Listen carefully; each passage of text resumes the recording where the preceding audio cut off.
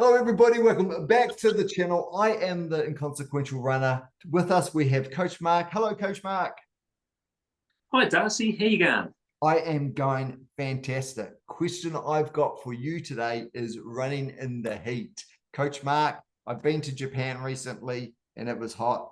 I've been running up in Hamilton, which is also hot. What I found was I had to get back from my runs before 9 a.m. because every minute after that, I was running out of energy. A couple of things I want to know. Why is it so hard to run in the heat?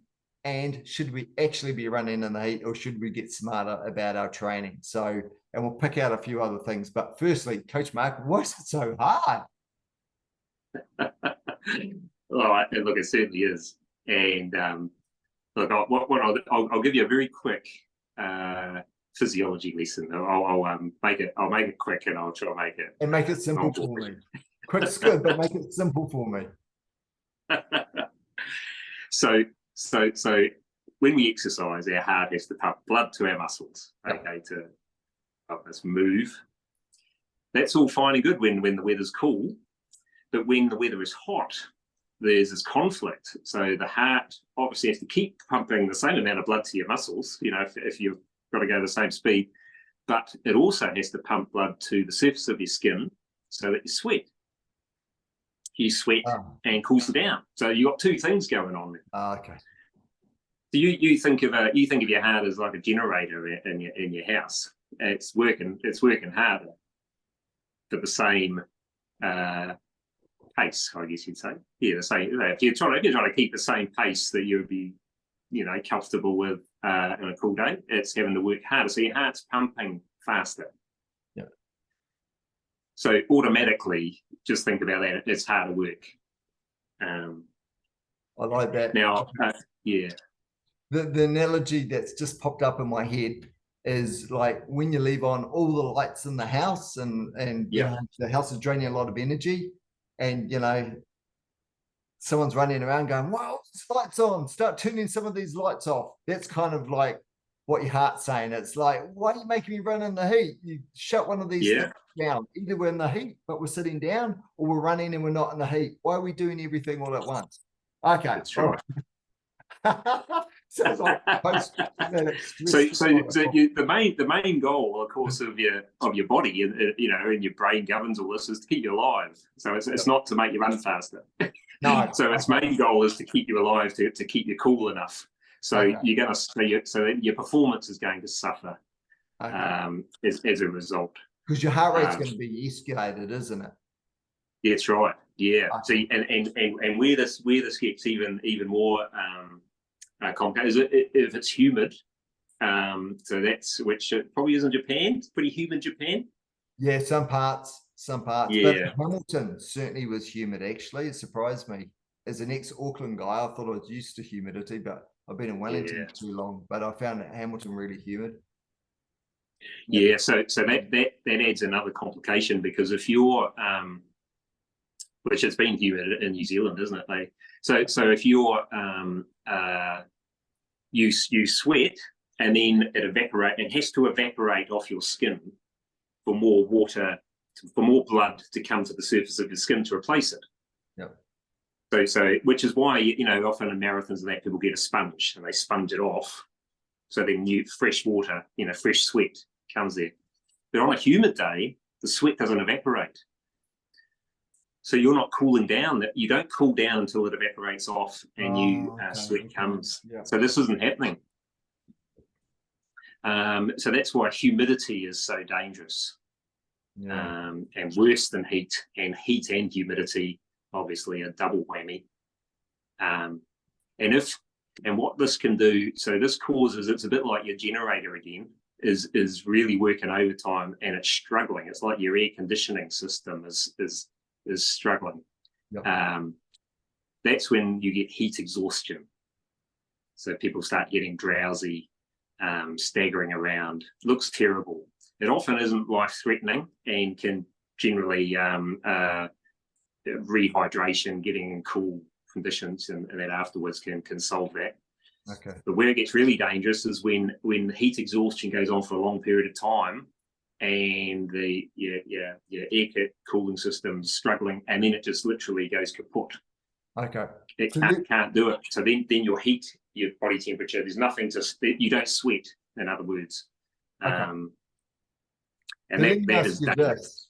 In terms of protecting ourselves, because if we're entering a race, we can't determine the start time. The start time's the start time. So it's a binary thing. We either do the race or we don't. Though with that said, I've just seen that the Olympic selection trials for the US Marathon, they've moved the start time from 12 p.m. midday to 10 a.m. because all the runners said that's insane. Of course, that's insane. That's just anyway. So outside of the races, which we can't really control unless we've got that body of support like runners that can change the organizer, outside of that, let's talk about our training. So what should we do, or maybe what should we not do when we train in heat? So to give you a flavor of what I'm looking for as an answer, you might say something like, you can do endurance, but it has to be half of what you usually do or something. Or you can do speed training, or don't do speed training, only do endurance if it's in heat. Or I don't know, but I'm told we can do pretty much anything. But in heat, is there anything, Coach Mark, we shouldn't be doing, or we shouldn't be doing for too long? What sort of rule should we have in our head to protect ourselves if we are training in heat? Well, it's a balance really, because if you're training for an event that's going to be in hot weather, you need to condition yourself to that, of course. So that's an added factor there. But then you don't want to put yourself in danger. And remember, which we've talked about in other videos, when you're doing a training session, you always keep in mind your next training session that you want to be able to back up over the week, and you don't want it to absolutely poleaxe you. So you need to take that into account. All those things you said. It obviously depends on where. Go earlier in the day is an obvious one. We're quite lucky in New Zealand. We can stay in bush. We can get in bush, stay in the shade. You can do great things too. I mean, obviously keeping hydrated and electrolytes. That can stave off the damages of the heat, because a lot of the problems with the heat is you're losing, dehydration, of course. And you can keep your body temperature down for things like, you can get these sort of scarves that you keep in the freezer and you wrap around your neck. I see you're wearing a cap. I know people that have stuck an ice cube on top of their head. Looped back round to the house or something and refresh it. There's all things like that. Obviously, keeping the pace slower, because you're really focusing on your heart rate. As I said, your heart rate's going to be higher at the same speed. So look at heart rate and effort, not at your bare speed. Thinking I've got to match what I normally do. If you bear all those things in mind, you'll be pretty good, I think. A lot of it all comes down to listening to the body, of course. I remember there was a local marathon started in drizzly conditions. The gun went, the clouds lifted, the sun came out, it was humid because it just rained, and no one adjusted their pace, and the field was decimated because they were basically tricked. They all set off at whatever pace they were going at, and the rules had changed. And they weren't really aware of it until it was too late. So that was a good example. Yeah, we've seen that. Okay, we've got to be aware of the heat. Listen to the body. Know that your heart rate's going to be escalated. So don't expect the same sort of speeds.